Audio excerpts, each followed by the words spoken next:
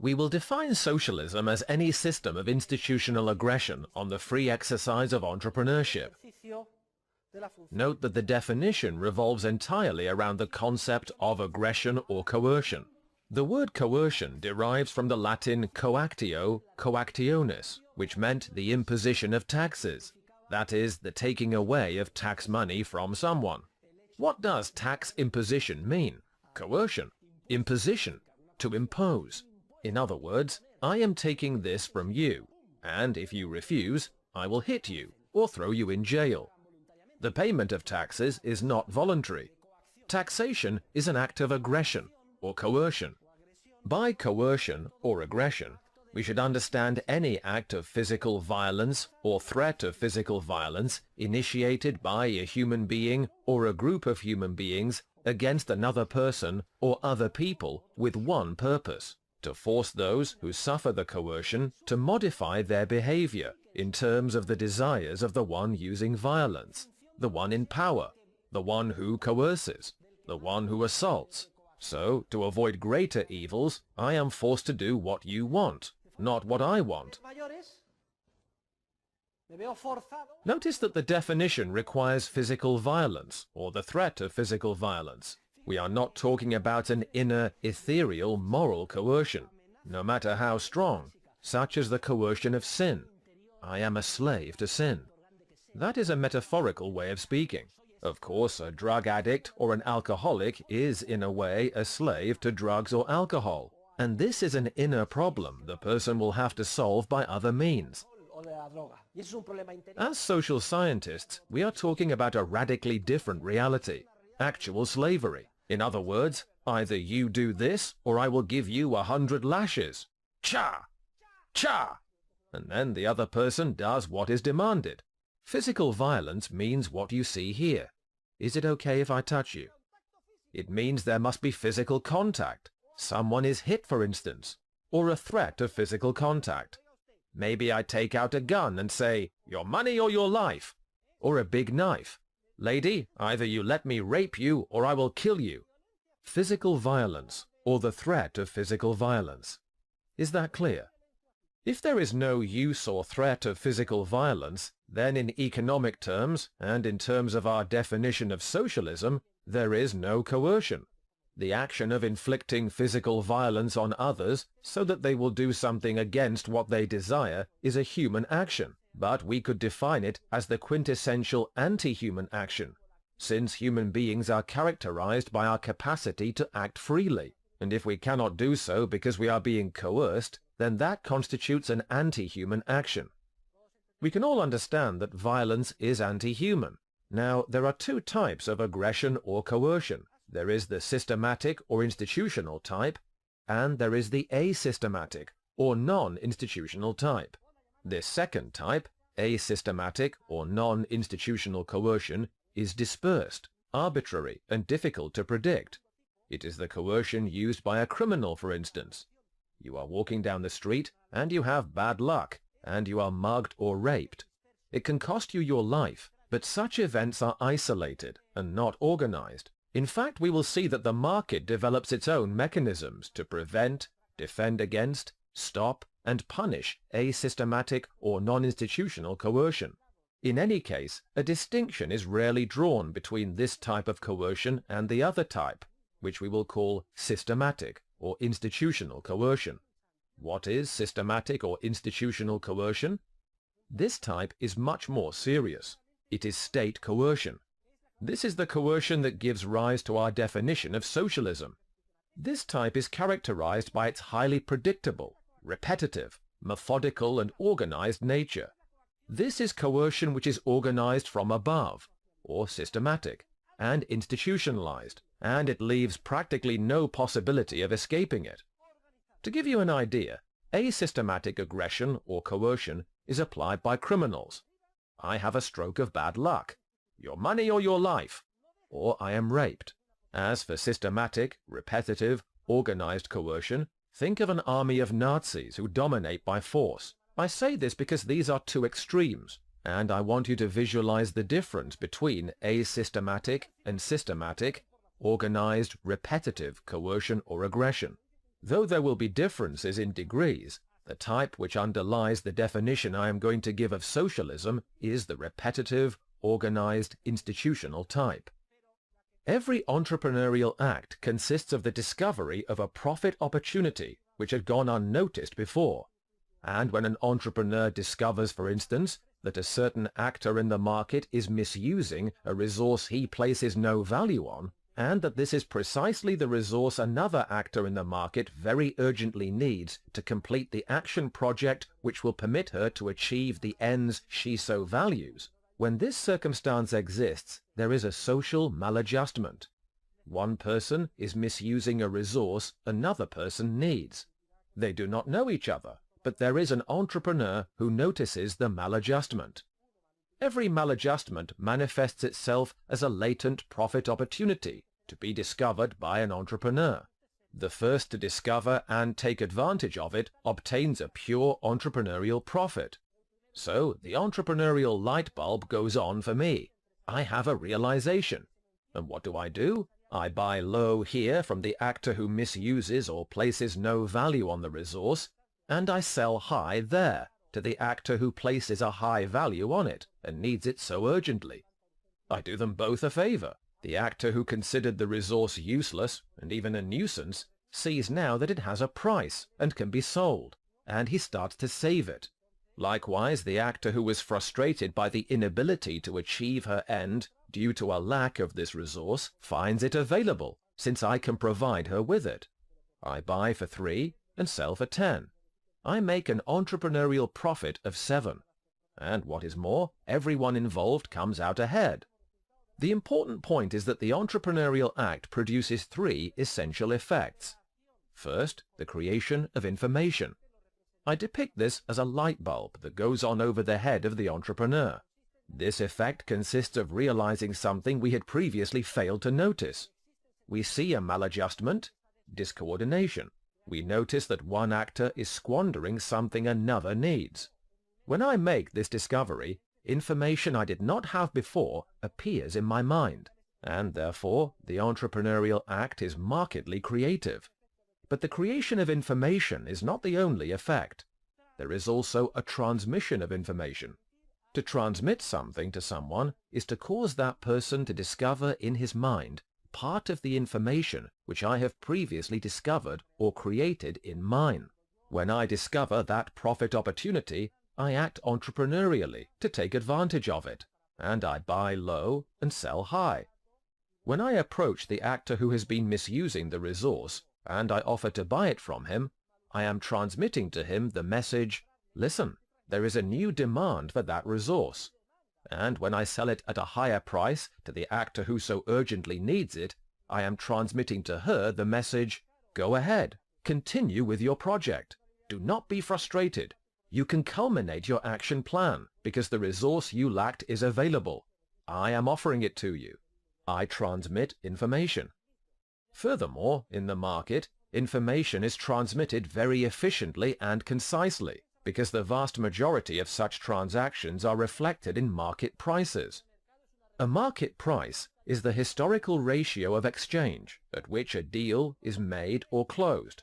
If I buy for 3 and sell for 10, it is noted that in certain historical circumstances, so many units of a particular resource were purchased for 3 monetary units and later sold for 10. This historical information remains and can be monitored, digested, reinterpreted, and used by thousands of other entrepreneurs in their subsequent action projects. Market prices are the raw material, so to speak, which entrepreneurs use for their later action projects. Prior to my entrepreneurial act, there was no market price for that resource. Following my entrepreneurial act, there is. To one of the agents involved, I have transmitted the message, be careful, save that resource, because there is a demand for it elsewhere. And to the other, you can go ahead, because here is the resource. I am offering it to you. Likewise, many other entrepreneurs are eager to spot profit opportunities, and they take note of these historical events, this buying and selling, and these prices, and they use the information in their own subsequent action projects.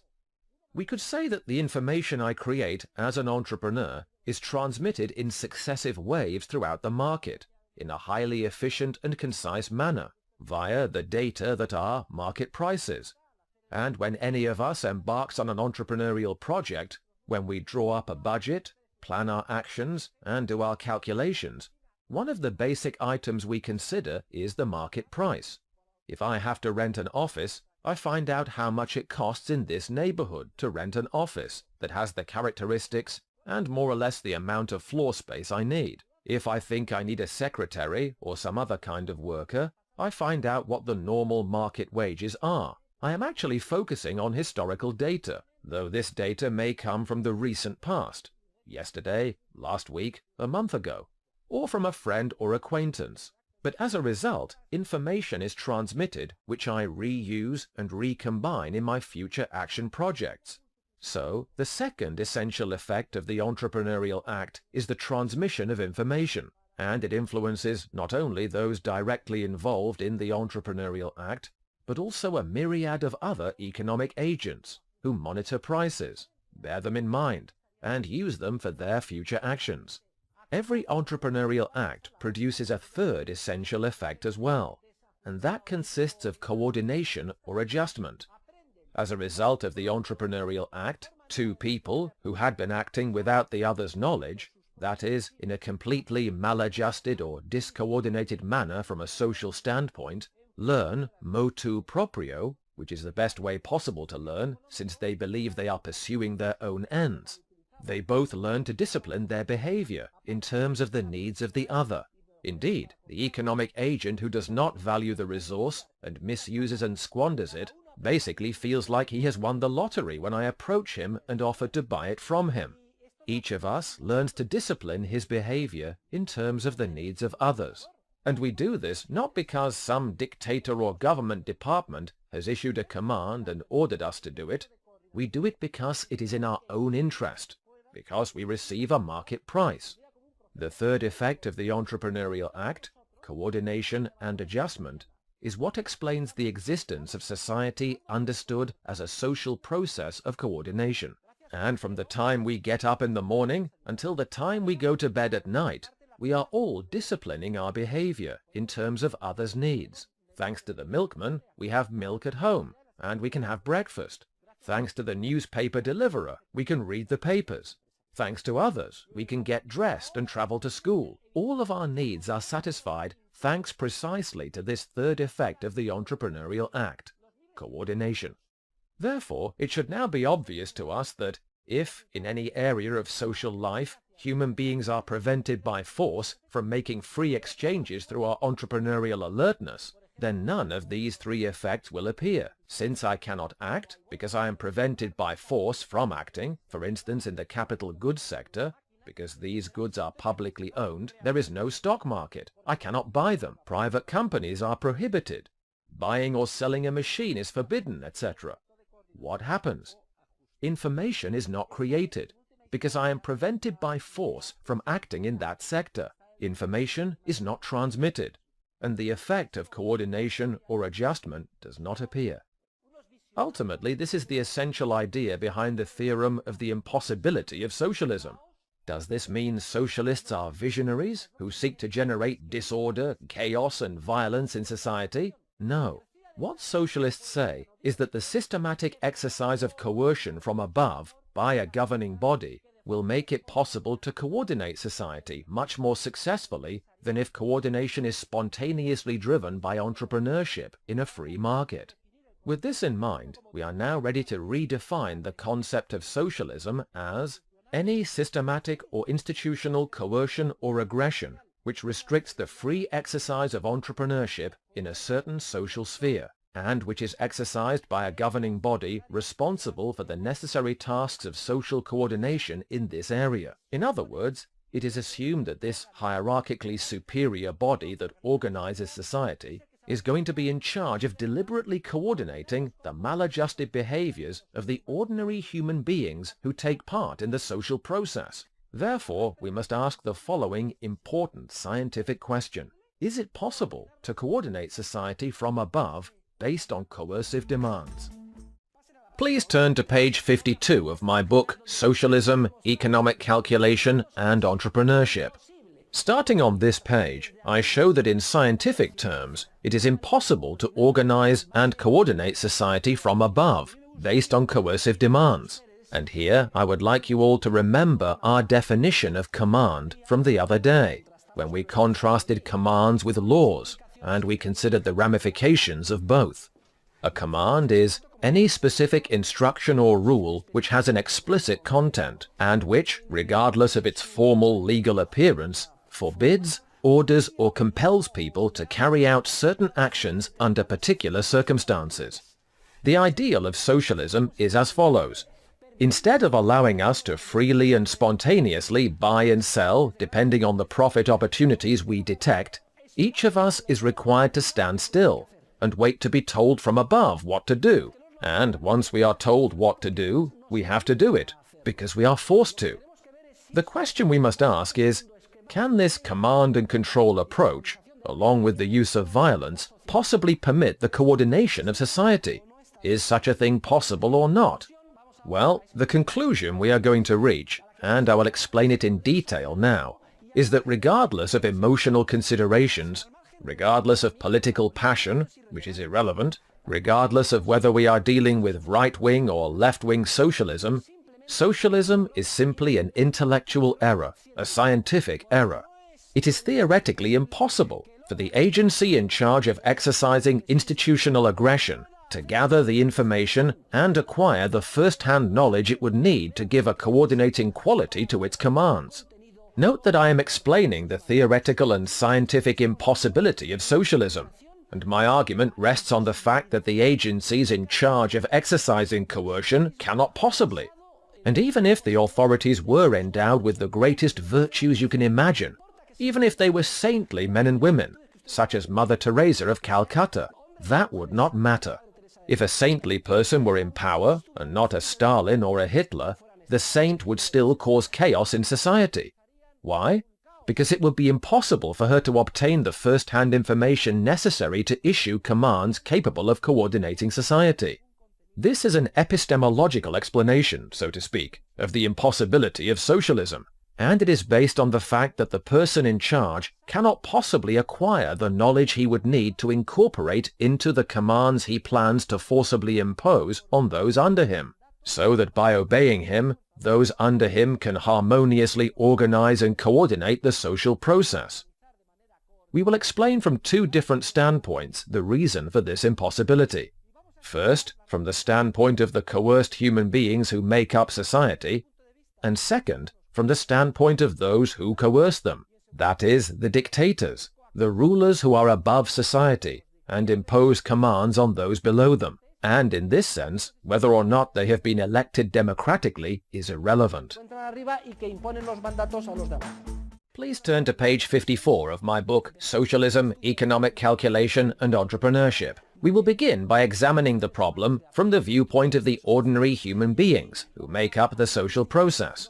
And here we will identify two arguments. One I call the static argument, and another I call the dynamic argument.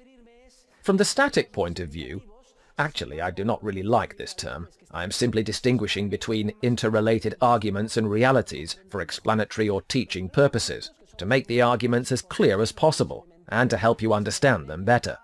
The initial arguments, which are the least important and the most basic, deal with knowledge or information that already exists, though in a dispersed way, in the mind of each and every one of the ordinary human beings, including you and me, who together make up society.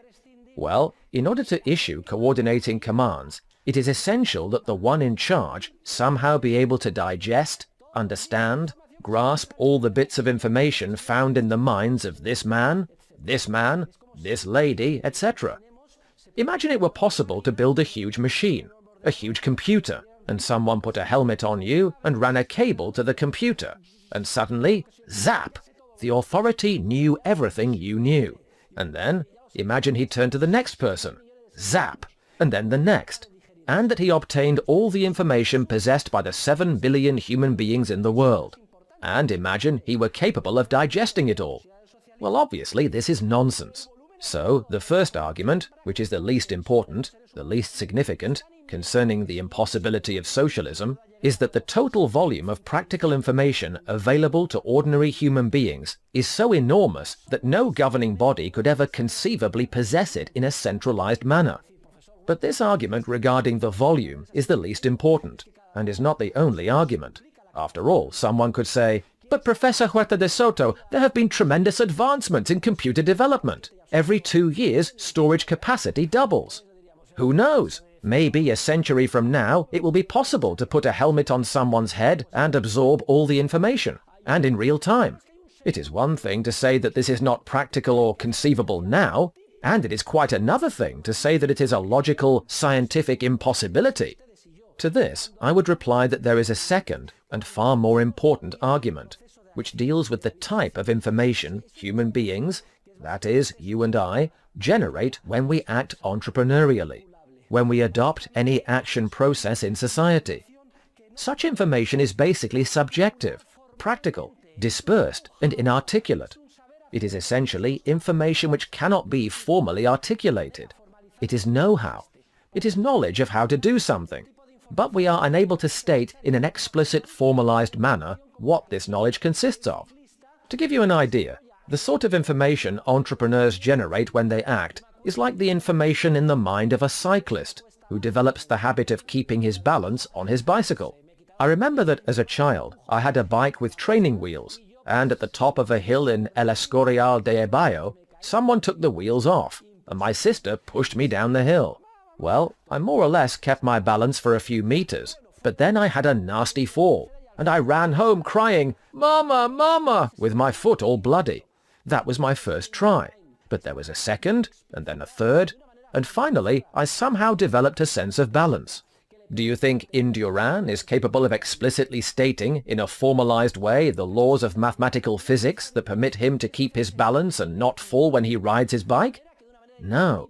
What cyclists have done is develop a special skill, a special sense of balance. So they intuitively know that in a curve they have to lean at a certain angle, and they know what they have to do. Well, if you ask him, "Please explain it to me, because I want to publish an article on how to ride a bicycle," he will say, "I cannot explain it to you. Come with me. We will ride together, and you will learn." A cyclist develops a special skill, a sort of tacit knowledge which cannot be formalized. It is the same kind of knowledge developed by entrepreneurs who are responsible for firms or commercial or industrial organizations. One cannot learn at a university how to be an entrepreneur.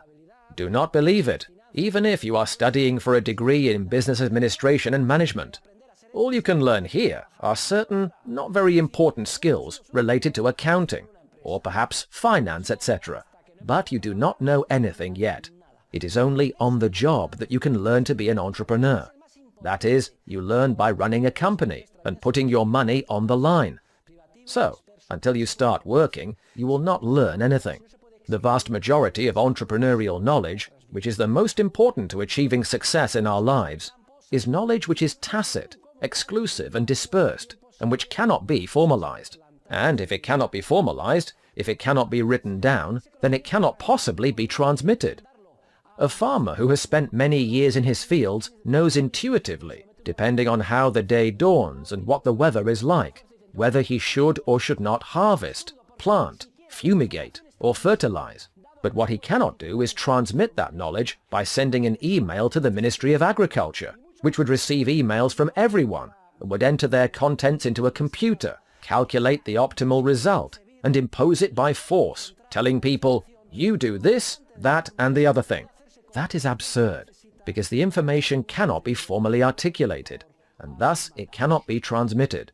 Therefore, and this is the second argument, which is much more important than the first, which had to do with the huge volume of information involved, therefore, the central planning agency, or the current authority, cannot possibly acquire the knowledge it would need in order to give a coordinating quality to its commands. But there are two further arguments as well, and these are even more important, more significant and definitive, and they deal the final blow to socialism. They are examined under the heading The Dynamic Argument, starting on page 54 of my book on socialism. The third argument is that the knowledge or information the minister or authority needs is not knowledge or information from yesterday. If he is to issue commands capable of coordinating society tomorrow, when the commands arrive, the authority needs the knowledge or information which entrepreneurs will have generated tomorrow, and it is hardly possible to transmit to the central planning agency today the entrepreneurial knowledge of tomorrow, which entrepreneurs have not yet generated. That is why I call this the dynamic argument, because we are no longer talking about entrepreneurial knowledge which has already been discovered and is present, though dispersed, in the minds of all of us, but about the entrepreneurial knowledge which ordinary human beings, men and women, constantly generate ex novo, whenever they act. I repeat, to give a coordinating quality to his commands, so that society will be coordinated tomorrow, the authority needs not the entrepreneurial knowledge of yesterday, but that of tomorrow. And as it turns out, entrepreneurs have not yet created the knowledge of tomorrow. If they had created it, it would already be created, and past knowledge. It would not be tomorrow's knowledge. So, this third argument against socialism is absolutely definitive as well. Obviously, knowledge which has not yet been created cannot be transmitted to the central planning agency. In this sense, the information which reaches the authority is always outdated. When it is incorporated into a law or a command, and this reaches society, it causes damage and discoordination, because society, in the meantime, has already moved forward and has generated new information. Do you see what I'm saying? There is a fourth, final and definitive argument as well, the ultimate weapon against socialism, and it involves what is known as the paradox of planning. Dear students, we have just demonstrated it. The exercise of systematic coercion blocks the entrepreneurial creation of information. It prevents the creation of information, the transmission of information, and coordination and adjustment.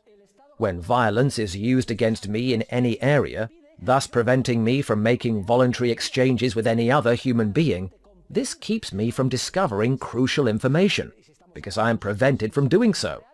For instance, in the area of communications in Spain, Telefónica used to hold a monopoly, and no other company could do anything in that sector. Also, Iberia held a monopoly on the air shuttle service between Madrid and Barcelona, and no one else could provide it. Consider, too, the state's monopoly on postal services, etc. If I am prevented from acting in those areas, then I am unable to discover or create what I would if I were permitted to compete entrepreneurially, or to make exchanges. We could also talk about a system of real socialism, like in the former Soviet Union, the former Eastern Bloc, and still today in countries like North Korea, Cuba, much of China, Vietnam, etc. There, force is used to prevent any private ownership of the factors of production. There is no stock market. No one can own a company, etc. As a result, we cannot act freely in those environments, and we do not discover the crucial information. Socialism is characterized by state coercion. Socialism is always coercion. Do not imagine anything else. Well, state coercion is precisely what blocks the creation of the very information the planning agency desperately needs in order to issue coordinating commands. And that is the great tragedy of socialism. That is the great paradox of socialism, that the coercion which characterizes it blocks the creation of information which can be created only on the job, so to speak, by entrepreneurs who are acting freely. This is the information the authorities need to incorporate into their commands, so that when they impose them by force, they bring order and not chaos. That is the definitive argument against socialism. You can forget the idyllic definitions of socialism, like do-goodism, universal happiness, respect for nature, solidarity, help. That is all well and good. Who would not subscribe to it? But in the end, we must look at something else. What is the acid test? Is there freedom to act? Or does the state impose do-goodism by force? Socialism is statism, compulsion, the official state gazette, commands, police fines, prison, or it is nothing, simply pie in the sky. The moment coercion becomes institutionalized, the creation of information is blocked for ordinary human beings, and this is the information or knowledge which would have to be transmitted to the central planning agency so that once digested, it could be incorporated into commands, and these would coordinate society instead of causing disorder or chaos. Thus, the problem with socialism is not that those in power are bad people. The problem with statism is not who is in power, whether it be Zapatero or Rajoy or Aznar or St. Peter, and I mean St. Peter in the literal sense. It does not matter who is in power. It could be Pope Benedict XVI, St. Peter, Aznar, Rajoy, Stalin or Lenin. Each one of them, if he insists on organizing society from above, based on coercive commands, will unleash a discoordinated and anti-human hell on society. The 4 arguments we have considered show that it is not humanly possible for an authority to acquire the knowledge necessary to issue coordinating commands. Section 4 also deals with the impossibility of socialism, but this time from the standpoint of the governing body. Many people have idyllic notions.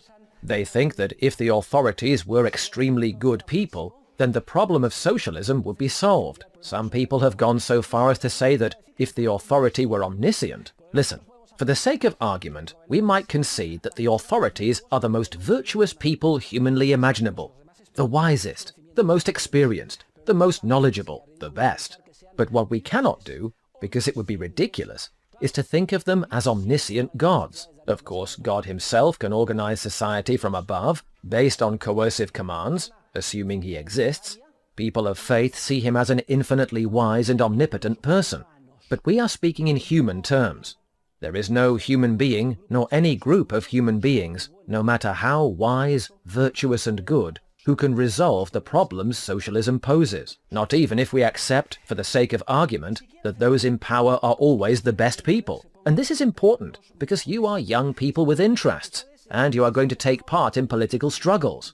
Many of the decisions we see politicians making irritate us, and we say, we need to get someone else in office. Do not get your hopes up. Even if another candidate is chosen, even one we support, he will have the same problems. At most, there will be gradual, minor changes, but little else. The most we can hope for in society is to maintain a framework of substantive laws, which incidentally are few, stable, and permit the spontaneous operation of the market order. And this is true in any area you can think of. Facts are incredibly stubborn. For instance, a gender violence problem is detected, and a law against gender violence is passed. And do you know what the effect on gender violence is? It multiplies. Why?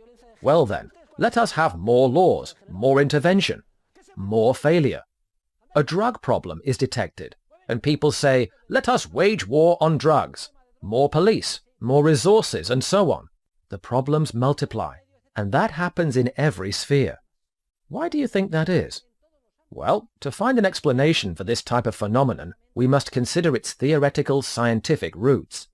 The authorities are in a curious position, because they are isolated, so to speak, from the social process. In their position, they do not even realize or become aware of their own degree of ineradicable ignorance. I have often talked about the Moncloa, or isolation syndrome. The Moncloa is the Spanish Prime Minister's palace. I am speaking metaphorically. The authority is isolated from the social process and receives from it only brief glimmers, fleeting glimpses of the tip of the iceberg. But he is tremendously ignorant about what is really going on and what is going to happen. Furthermore, the information that reaches him is always biased, very incomplete, and out of date. The terribly irresponsible behavior of authorities should not surprise us, since they are unaware of the harm they cause. In terms of economic theory, a human act is responsible if the actor has taken into account the cost of the act to others. To do this, the actor must have information and must know what harm might be done to others. If you are an authority who is isolated from the social process, and you are unaware of a large part of what happens, your behavior will tend to be systematically irresponsible. And here we see the paradox that the more a politician wishes to intervene, the more he wishes to improve things, the more damage he does.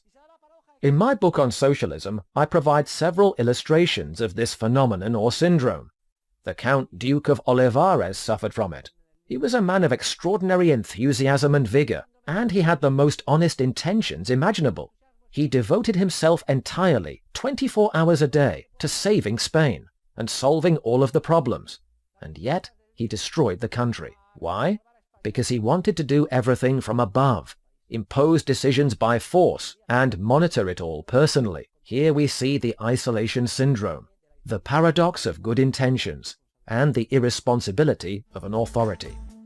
Why is it that the development of computer systems offers no solution to the problems of socialism, but instead makes it even more complicated? Interestingly enough, not long ago I read a book about the final days of Salvador Allende. The book is very amusing because it talks about a computer program that was developed in Chile using some huge computers, and the author laments the 1973 coup d'etat, because supposedly the problem of socialism had almost been solved in Chile. These computers were going to give commands a coordinating quality, but just before the system could be put into operation, boom, the coup was staged. If there had been no coup, socialism would have triumphed. That is the thesis of the book, and of course I found myself laughing a lot, because if something characterizes computers, it is that they make the task of organizing society much more difficult, not easier. Listen, computers are dumb machines, in the sense that they can do only what they have been instructed to do beforehand. That is, what they have first been programmed to do. We cannot expect any computer to be able to create information entrepreneurially, from nothing. Instead, what computers do, and they are very powerful and useful machines, is to manage or process, often at an astonishing speed, enormous volumes of pre-existing information that has already been articulated and formalized. In our time, computers have brought a revolution much like books did when Gutenberg developed the printing press. It was a major revolution, because before then, books were copied by hand. They were an extremely scarce luxury item. When book printing increased, it put into the hands of ordinary people tools that dramatically improved their capacity to create tacit entrepreneurial information. A similar change has taken place today with the Internet. Do you think the Internet has made it easier to organize and regulate societies? On the contrary, it has made it much more difficult. An ordinary human being with a personal computer at home can use it as a springboard to generate numerous opportunities for entrepreneurial creativity, which would be unimaginable without the computer. The computer does not create these opportunities. It simply permits a person to make many more entrepreneurial discoveries. So, what computers do, like what books and the printing press did in their day, is to exponentially increase the capacity of entrepreneurs to create practical, tacit, dispersed, and inarticulate information. In other words, they make organizing society much more difficult. A society in which both the governing body and ordinary human beings have at their disposal computers of the same generation is a society that is much more difficult to organize from above in a coordinated manner. It is much more difficult to obtain the information human beings generate on the job, because, from a qualitative standpoint, that information is much richer, and from a quantitative standpoint, it is much more abundant. In short, these tools allow the complexity of the problem to reach unexpected dimensions, which were practically unimaginable before. And if any of you believes, as in the book on Chile, that articulate information could be transmitted to a computer, and that the computer could digest and process it, and, by solving a system of equations, it could arrive at the optimal solution, which could be incorporated into command to create nirvana by coercion, please remember what a monumental error this is. We are talking about computers permitting human beings to discover new information that is far more powerful and creative, not because the information is in the computer, but because the computer makes its discovery possible. When I can surf the net and look at different web pages, new light bulbs I had never noticed before go on for me. It is not simply that I might see an opportunity here or there in a market, but that I see it at the speed of light, and I am the one creating entrepreneurially, not the machine. If I expect to input the information and have the machine solve the problem, well, computer scientists have an old saying, garbage in, garbage out. If you put in garbage, garbage will come out. If I put in garbage, incomplete, articulate information from yesterday of purely archaeological or historical value, the computer will process it and garbage will come out. And if I seek to impose that garbage result by force, I will provoke social chaos, especially if ordinary human beings also have personal computers, and these permit them to exponentially increase their capacity for entrepreneurial creativity. There is a lecture of mine on YouTube, a critical analysis of socialism. It is an hour and a half long, and I gave it at the FAES, the Foundation for Social Studies and Analysis, in 2009, on the occasion of the 20th anniversary of the fall of the Berlin Wall. The lecture is there online, and you can watch it at your leisure. For now, let us move on. Other consequences of socialism include discoordination and social disorder. Socialism frustrates plans and causes maladjustments and discoordination. All of the maladjustments, discoordination and violence you see in society stem from the public nature of any sphere, the forceful blocking of the free exercise of entrepreneurship, and the regulation of activities.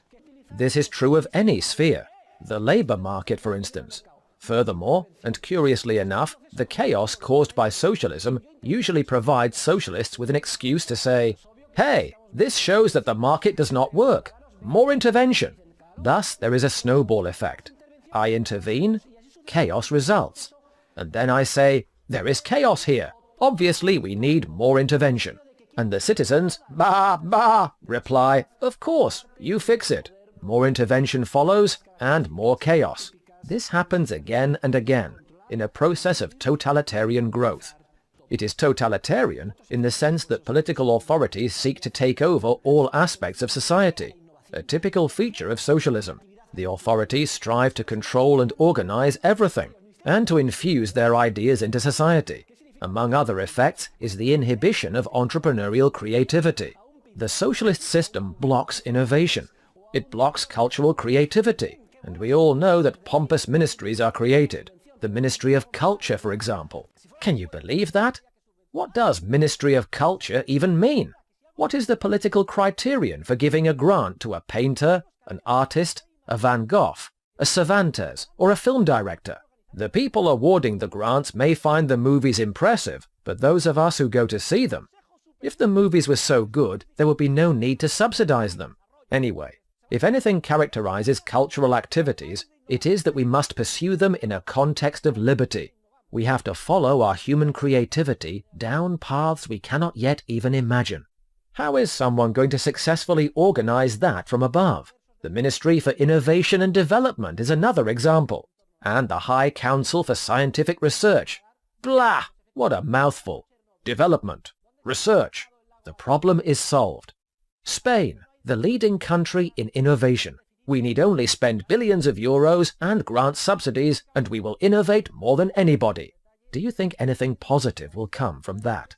Also, on page 67 of my book, Socialism, Economic Calculation and Entrepreneurship, I address the harmful effects socialism has on the environment. Socialism typically destroys the environment. Where is Chernobyl, the site of the famous nuclear disaster? Where is the Aral Sea, which has dried up? Wherever well-defined and respected property rights are absent, the environment is destroyed. The only way to preserve the environment, and we will talk about this in detail, is to extend capitalism, company property, and generate legal principles to all resources now considered public. There is also the corruption effect. Socialism is corruption. I explain this starting on page 67 of my book on socialism. Why is socialism corruption? Because if our lives depend on those above us, who are in charge, it is not surprising that we should try by any means possible to avoid commands, and if we can, to influence those in power. The process ceases to be a peaceful one, of trying to detect the needs of others and to serve consumers, other people, in the best way possible, by selling the best products at the lowest prices. Instead, most of our ingenuity and effort goes to trying to influence those in charge, the organs of power, and to acquiring power in order to impose on others what is best for us. Habits of behavior cease to be peaceful habits of exchange. Montesquieu talked about sweet commerce. It reminds me of the old Chinese proverb, "A man without a smiling face must not open a shop." However, if you wish to sell, then smile and be friendly. Develop habits of peace and of voluntary exchange. In contrast, socialism, tacitly and implicitly, without our realizing it, instills habits based on violence, on aggressiveness, on attempts to acquire power, so that we can forcefully impose what is best for us on everyone else. And this is a deeply corrupting effect. We discover that we better achieve our ends if we spend our time taking part in demonstrations, lobbying, and trying to influence those in power and acquire political power ourselves. A process of power struggle gradually replaces the peaceful, harmonious process of voluntary exchange that is typical of the market. There is also a defensive corrupting effect. I remember that in the countries of the former Eastern Bloc, people used to say that corruption was not the problem in communist countries. It was the solution to problems. There was no gasoline, for instance. Only the members of the Communist Party had any, and to earn a little extra money, they would sell it on the black market. So people knew that in a certain tunnel in Moscow, anyone who wanted to buy gasoline could buy it. That was corruption, but it solved problems. Also, no one used to get planning permission in Seville, but people knew that the brother of a deputy prime minister worked at a certain architectural firm, and it could get permission for them. Thank goodness! Even though that was corruption, at least something could be built. Do you see what I am saying? The underground economy emerges as a way to get around commands. There are always extraneous and damaging effects, but on the whole, things could be worse. In Mexico, for a long time, there was compulsory military service, but people knew that if they paid, they did not have to do it. So, on the whole, things might have been worse. Once I was waiting in line to enter Mexico at an airport checkpoint. We all had our passports ready. Well, the man in front of me said, "My passport? Forget it." He took out a $100 bill and bam! They stamped his passport. He entered, and that was the end of the story. That is one way to enter the country. Do you see?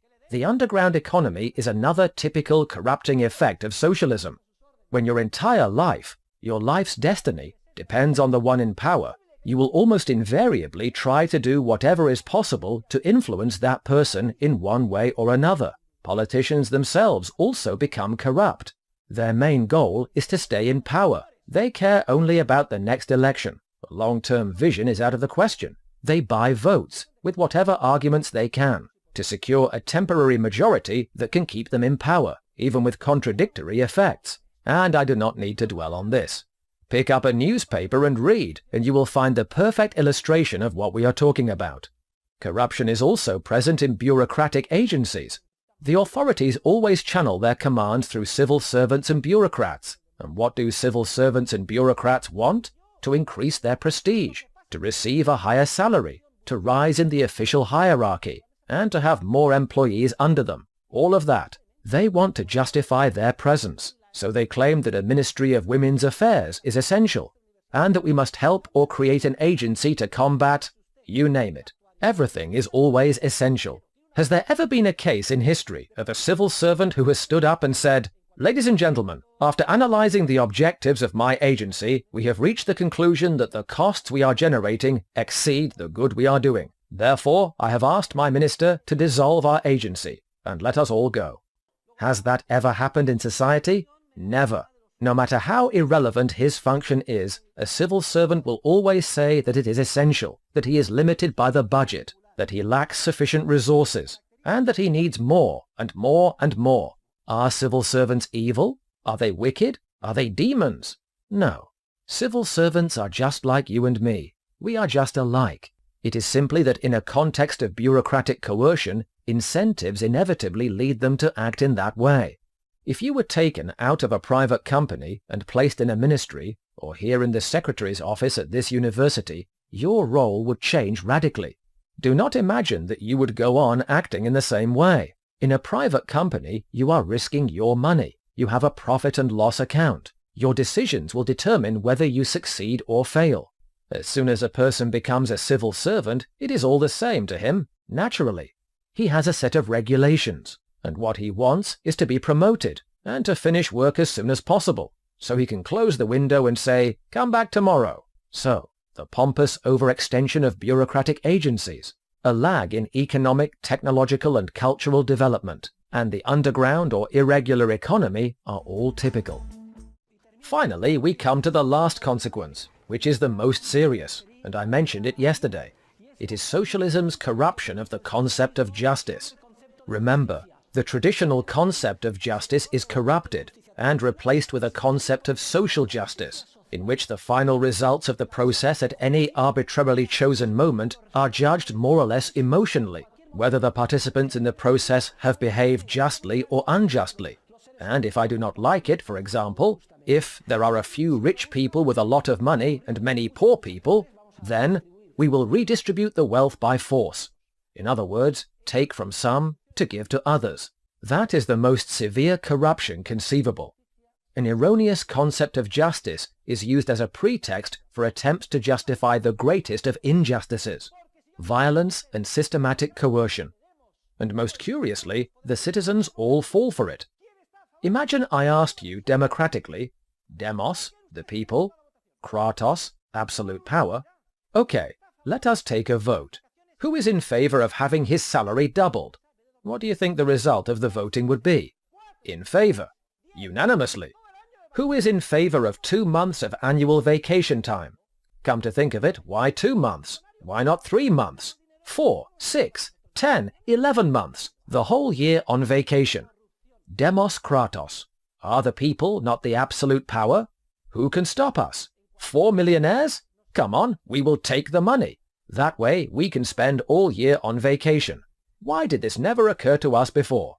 There is a complete corruption of the concept of justice. Furthermore, as soon as judges stop following substantive laws and start letting themselves be guided by their impression of a ruling's consequences in any specific case, justice becomes purely arbitrary. What a judge may rule becomes purely arbitrary and depends on how successful you are at impressing him. As a result, any case, no matter how absurd, can look promising. Therefore, the number of lawsuits skyrockets. The resulting burden is intolerable, and rulings become more flawed. And when people hear about justice being in this chaotic state, or they read about it in the paper, what diagnosis and what solution do you think they propose? Have you ever read about anyone calling for a clearer legal system as a solution? Or more legal certainty? Substantive laws? Do you know what is proposed? Do you know what judges propose? A larger budget, more judges, more courts. Well, that is done, and the result is the same or worse. What is proposed then? A larger budget, more judges, more courts, and so on, in a process that snowballs and does nothing but corrupt justice continually. For the problem is not being addressed. The problem is the disappearance of legal certainty, and the attempt to organize society based on commands instead of on substantive laws. The conclusion, dear students, is that socialism is the opium of the people. Please turn to page 76 of my book, Socialism, Economic Calculation, and Entrepreneurship. Socialism is a drug, because when people go into the socialist spiral, it is very difficult to escape. Once subsidies have been given to farmers, do you think it is easy to withdraw them? The moment someone mentions withdrawing a subsidy, the country is paralyzed. Farmers march their sheep past the Ministry of Agriculture building. Do you think it is easy to reduce the salary of air traffic controllers? The country is paralyzed. Do you think it is easy to liberalize the labor market? To do away with Francoist regulations? No authority has yet dared to do it. And as a result, the unemployment rate in Spain is twice as high as in the other OECD countries.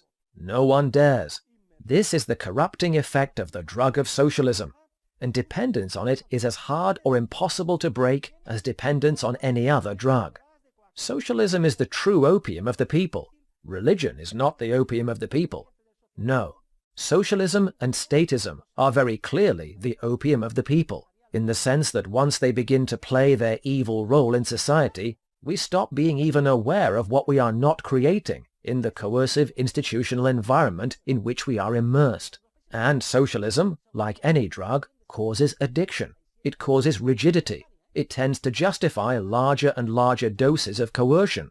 Above all, socialism makes it very painful and difficult for human beings who have become dependent on it to return to entrepreneurial habits and behavior patterns appropriate to a free society. Consider the case of Greece. Not long ago, the people were all protesting because they did not want to tighten their belts. What do you mean I can't retire at age 60? Take note. In Germany, one of the wealthiest countries in the world, the retirement age is being raised from 65 to 67 years. In Germany, however, in Greece, everyone expected to have the right to retire at the age of 60, and when they were told, perhaps 62 is possible, everyone took to the streets. Racist German scoundrels! You want to impose your standards on us because you are racists, and poor Greece has been the victim of speculators. Do you believe this? Incidentally, there is not much difference between Greece and Spain. There is a difference, but it is one of degree, not of kind. This is all very clear, and everyone understands it. But as soon as it touches our own pocketbooks, who are the first people to protest? Imagine there is talk of raising the cost of tuition, for instance. We are. But we are here at the university to study, to develop critical thinking skills, and to learn. The conclusion, dear students, page 76 of my book on socialism. In the moral sphere, socialism corrupts the principles or behavioral rules essential to sustaining the peaceful social process. Socialism discredits the law and encourages its violation. It also perverts the concept of the law. Note the perverse imitative effect socialism has on individual behavior. What is socialism? The belief that if a problem is detected, it can be solved by sheer force of will channeled into a command. And we ordinary human beings imitate this. Say I have a problem. I do not own a car, and I see an incredible car. Well, a command solves my problem. I steal the car. I do not have a wife, and I see a gorgeous girl. I rape her. Well, why not? Why not? That is the socialist way of thinking. It always amounts to voluntarism, the desire to solve problems directly by mere will expressed as an order. I get conceited. I believe I have all the information, and I do whatever I please. We should not be surprised by the corruption, the incitation of violence, and the destruction of behavioral norms that result from the coercive framework when the attempt is made to impose it from above by force. It is the same thing. Like many politicians, I am a happily married family man, but obviously my wife is 50 years old now, and there are some beautiful girls here who are 17 or 18. Well, listen, I have nothing against you. You are the mother of my children. I love you a lot. But I am giving you the boot and marrying a new wife. Well, why do I not have the right to be happy? I have the right to refashion my life. Do we not read that every day in Hola magazine? He has the right to be happy and to refashion his life. In other words, to do whatever the hell he wants. That is socialism, pure and simple. In the political sphere, socialism inevitably tends toward totalitarianism. Systematic coercion spreads and causes chaos, and the attempt is made to resolve it with more socialism, and so on. The socialist seeks to take on and control all areas: education, culture, religion. The only loyalties permitted are those to the authorities. Loyalties to a god or a law have no place in society. You can be loyal only to me or to democracy, to the Kratos, the absolute power. Totalitarianism is typical of socialism. Materially speaking, socialism greatly impedes the production of goods and services. With respect to the market and market freedom, socialism causes poverty because it blocks entrepreneurial creativity. Culturally speaking, socialism hinders creativity. It prevents the development and learning of new behavior patterns. It interferes with the discovery and introduction of innovations. In the field of science, socialism is simply a profound intellectual error. Hayek calls it the fatal conceit. Ultimately, socialism is the gravest form of original sin a human being can fall into. It is a sin of intellectual pride, of believing ourselves smarter than anyone else, of thinking we are autonomous and like gods, masters of our own destiny, and why not shape society as we please?